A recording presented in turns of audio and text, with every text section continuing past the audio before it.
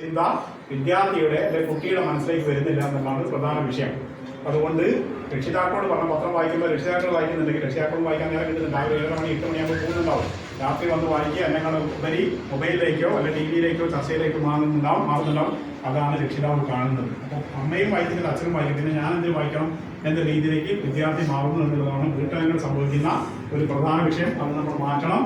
അങ്ങനെ മാറുമ്പോൾ മാത്രമേ സാമാന്യമായ വിവരങ്ങൾ, ഞാൻ ഒരു ഉദാഹരണം മാത്രം പറയാം. ഡിഗ്രിക്ക് ചേരാൻ പോകുന്ന ഒരു കുട്ടിയാണ്, അതിന് അപ്ലിക്കേഷൻ കൊടുക്കുകയാണ്. അപ്ലിക്കേഷൻ കൊടുക്കുക അടുത്തുണ്ടായല്ലോ.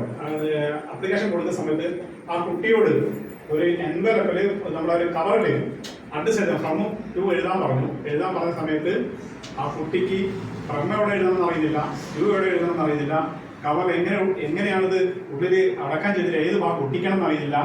അങ്ങനെ ഒരു അങ്കലാപ്പ് കണ്ടത്. ആ കുട്ടി +2 കഴിഞ്ഞു, നല്ല മാർക്ക് A+ എല്ലാത്തിനും വാങ്ങിയതാണ്. കുട്ടിക്ക് സാമാന്യ വിവരം എന്ന് പറയുന്നത്, സാമാന്യ ബോധം എന്ന് പറയുന്നത്, സാമാന്യ വിജ്ഞാനം.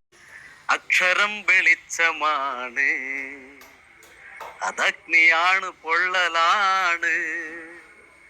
അക്ഷരം പടയ്ക്കൊരുങ്ങി നിൽപ്പവന്റെ മൂർച്ചയാണ്. അക്ഷരം പടയ്ക്കൊരുങ്ങി നിൽപ്പവന്റെ മൂർച്ചയാണ്. അക്ഷരം ശ്രവിച്ച കാതിലീയമിട്ടടച്ചതും അക്ഷരം ജപിച്ച ചുണ്ടു തണ്ടു ചേർത്തറുത്തതും. അക്ഷരം ശ്രവിച്ച കാതിലീയമിട്ടടച്ചതും അക്ഷരം ജപിച്ച